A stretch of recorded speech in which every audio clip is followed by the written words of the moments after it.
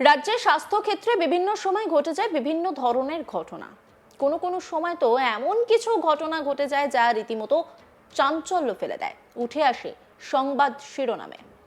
এই প্রতিবেদনেও তেমনই একটি ঘটনা আপনাদেরকে জানাবো। এবার এক চিকিৎসকের বিরুদ্ধে এমন এক অভিযোগ উঠল যা শুনলে আপনিও তাজ্জব হয়ে যাবেন। ঘটনাটা ঘটেছে শিলিগুড়ি জেলা হাসপাতালে এক চিকিৎসকের বিরুদ্ধে। রোগিণীকে চড় মারার অভিযোগ উঠছে। জানা গিয়েছে মৌ মণ্ডল নামে এক রোগী শ্বাসকষ্টের সমস্যা নিয়ে হাসপাতালে যান। পরিবারের দাবি, সেখানে কর্তব্যরত চিকিৎসক বলেন যে রোগীর অবস্থা ততটা গুরুতর নয়, আর সেই কারণেই তাকে ছেড়েও দেওয়া হয়। কিন্তু হাসপাতাল চত্বরে বাইরে বেরোতে আবারও অসুস্থ হয়ে পড়েন মৌ।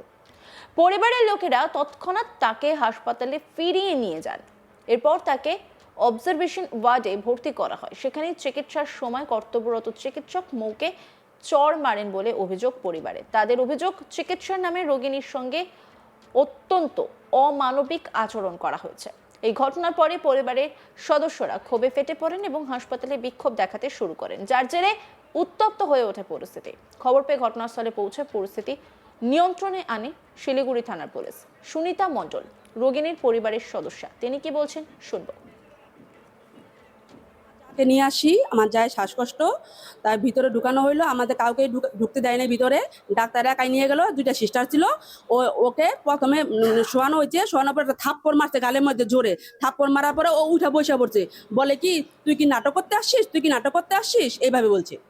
তাই আমরা এটা বিচার চাই, কেন থাপ্পড় মারলো। আপনাদের সাথে ডাক্তার দেখার আগে কথা বলেছিল?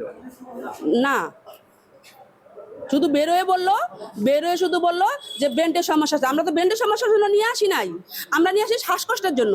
শ্বাসকষ্টের চিকিৎসা করেন। শ্বাসকষ্ট ডাক্তারের নাম জানেন? ডাক্তারের নাম জানি না, কিন্তু চিনি আমি ডাক্তারটাকে। দীপঙ্কর মণ্ডল রোগিণীর পরিবারের আর এক সদস্য, তিনি কি বলছেন শুনবো। ভাই, তো ওনারা এসে তো শ্বাসকষ্ট ছিল, ওনারা এন্ট্রি না করে ওনারা ট্রিটমেন্ট করেছে। বলে ডাক্তার বলে আমার ভাই বউকে থাপ্পড় মেরেছে। ওরা বলে যে না, উনি এরকমই আছে, যে এরকমই হবে আর কি। কোনো ট্রিটমেন্টই হয়নি, ওনারা ছুটি দিয়ে দিয়েছে অলরেডি। বলে নাটক করছো তুমি। উনি মারধর কোথায় হলো? ভিতরে, মানে ভিতরে হয়েছে, এমার্জেন্সি ভিতরে। ডাক্তারবাবু মেরেছে। ডাক্তারবাবু কি নাম? নাম জানি না আমরা। এন্ট্রি করা হয় নাই, আমাদের এন্ট্রিও হয়নি, কোনো কিছুই হয়নি। আমাদের এন্ট্রিও হয়নি, কোনো কিছুই হয়নি। তার আগে ডাক্তারবাবু মেরে দিল? হ্যাঁ, বলা যে মানসিক রোগ। মানে কাউকে ঢুকতেও দেয়নি, কোনো কিছু করতেও দেয়নি ওনারা। না এন্ট্রি করেছে, ওনার শ্বাসকষ্ট। হ্যাঁ,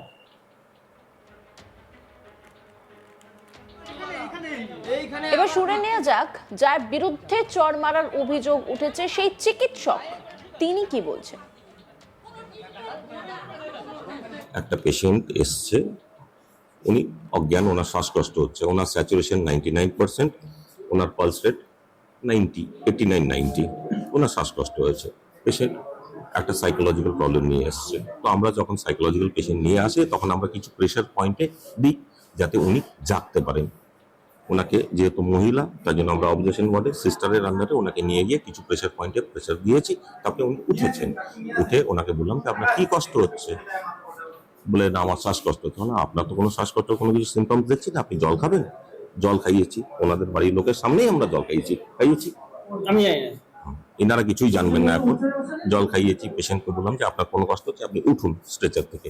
কারণ অনেক সময় হয় যে আমাদের পেশেন্ট সাইকোলজিক্যাল শুধু প্রবলেম, বাড়ির কোনো পারিবারিক সমস্যা বা কোনো কিছু ধরনের জন্য তারা এরকম আচরণ করে থাকেন।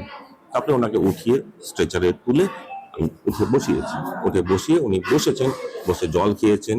ওনাকে অনেকবার বলছে আমার এরকম হয়েই থাকে। আমি বললাম ঠিক আছে, তাহলে এখন তো কোনো কষ্ট হচ্ছে না, এতজন বাড়ির লোককে কেন এনেছেন আপনি এখানে? বললেন না, আমার এরকম হয়ে থাকে। আমি ঠিক আছে, তাহলে এখন তো কোনো কষ্ট হচ্ছে না, জল খাও। একটু হাঁটা চলা করালাম, হাঁটা চলা করিয়ে উনি বললেন আমি ঠিক আছি এখন। ঠিক আছে, একটু বসো, তারপরে যাবে। কারণ সব পেশেন্ট যদি আমরা অ্যাডমিট করি তাহলে আমরা এমার্জেন্সিতে আছি কিসের জন্য? সবাইকে অ্যাডমিট করব, সবাইকে মাটিতে শোয়া করাবো, নাকি তাদেরকে ট্রিটমেন্ট যার যেটা দরকার সেটা আমরা দেব? এখন এই যে এখন পেশেন্ট বসে আছে, এখন আপনারা আমার ইন্টারভিউ নিচ্ছেন, এনারা আমাদের আগেনস্টে কমপ্লেন করছেন, আমাকে সারা রাত জেগে পেশেন্ট দেখতে হবে। This is part of line of treatment, giving pressure to pressure points. যখন পেশেন্ট যখন করছে না, রেসপন্ড করছে না, তার প্রেশার পয়েন্টে কথা দিয়ে প্রেশার বলাটা ইটস নর্মাল। এটাকে করে তাহলে আমাদের কিছু করার নেই। আর এই গোটা বিষয় নিয়ে একটি রিপোর্ট তুলে ধরেছেন আমার কলিগ উৎপল পোদ্দার, দেখব। শিলিগুড়ি জেলা হাসপাতালে এক রোগীকে ডাক্তার থাপ্পড় মারার অভিযোগে উত্তপ্ত হয়ে উঠল শিলিগুড়ি জেলা হাসপাতাল। রাজ্যের বিভিন্ন জেলাগুলিতে রোগী পরিষেবা নিয়ে কিন্তু একাধিক অভিযোগ উঠে এসেছে। সম্প্রতি কিন্তু সেই চিত্র কিন্তু আমরা দেখেছি, কিন্তু শিলিগুড়ি জেলা হাসপাতালে ডাক্তার রোগীকে থাপ্পড় মারার ঘটনায় কিন্তু ইতিমধ্যেই সৃষ্টি হয়েছে চাঞ্চল্য।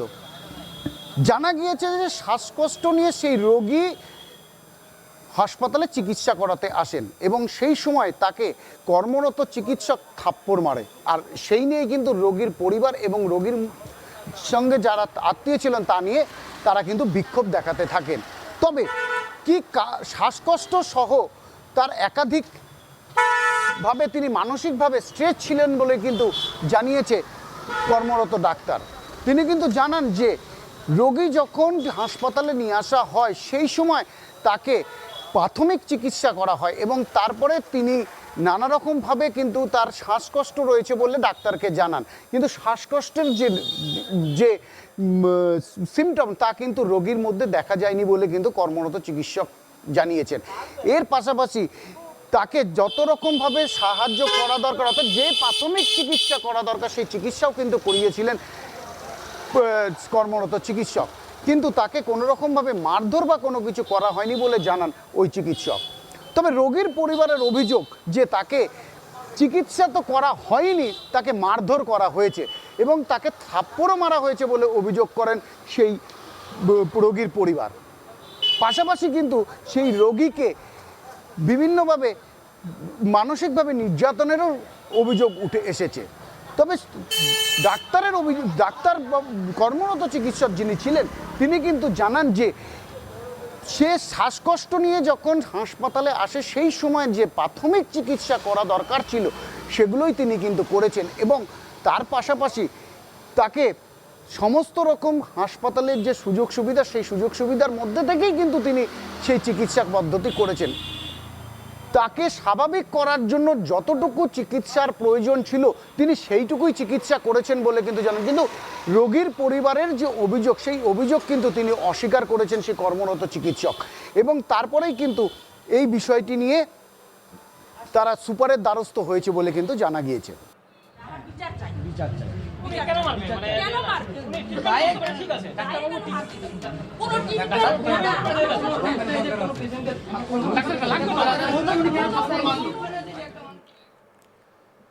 অন্যান্য খবরের আপডেটের জন্য অবশ্যই নজর রাখুন আজ তাক বাংলার ইউটিউব স্ট্রিমিংয়ে। লাইক, কমেন্ট, শেয়ার এবং সাবস্ক্রাইব করতে ভুলবেন না।